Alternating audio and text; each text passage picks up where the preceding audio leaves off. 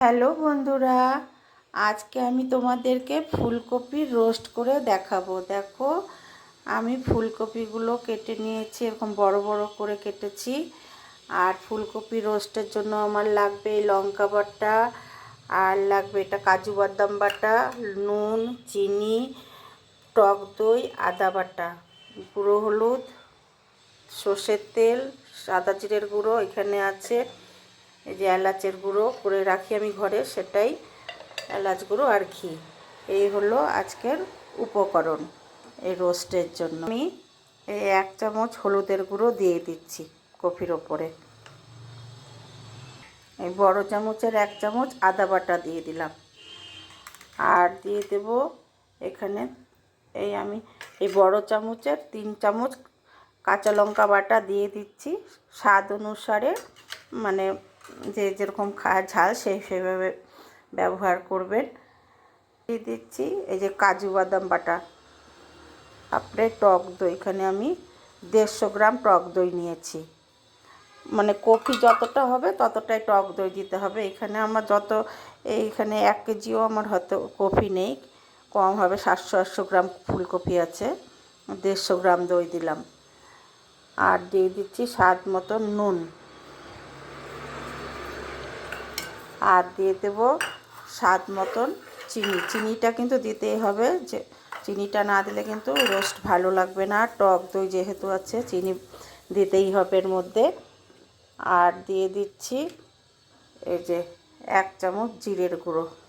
আর দিয়ে দিচ্ছি এই বড় চামচের 1/2 চামচ এলাচ গুঁড়ো। এলাচ গুঁড়ো দিয়ে দিলাম। এবারে দিয়ে দিব সর্ষের তেল। ভালো করে আমি কপির সাথে মশলাগুলো সব ভালো করে মেখে নেব। কপির সাথে সব মশলাগুলো আমার ভালো করে মেশানো হয়ে গেছে। এবারে আমি মেখে 20 মিনিট রেখে দেব।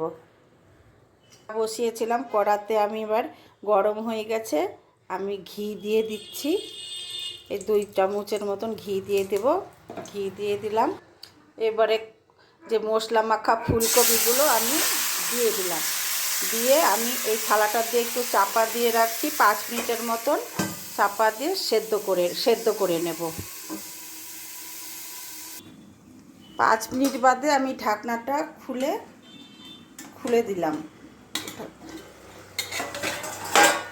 দেখো, ঢাকনাটা খুলে উঠিয়েছি। দেখো, একদম পুরোপুরি আমার ফুলকপির রোস্টটা কিন্তু হয়ে গেছে। ফুলকপিগুলো দেখো সেদ্ধ হয়ে গেছে খুব ভালো করে। এবার আমি নামিয়ে দেব। এবার আমি এই থালাটার মধ্যে দেখো ঢেলে দিচ্ছি।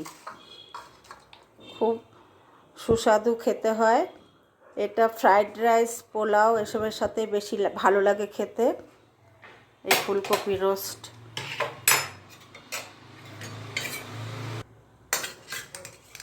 দেখো কেমন লাগছে তোমাদের। তোমরাও এবার রান্না করে খেও, দেখবে খুব খুব ভালো লাগে। তোমাদের যদি রান্নাটা ভালো লাগে আমাকে লাইক কমেন্ট করো, শেয়ার করো।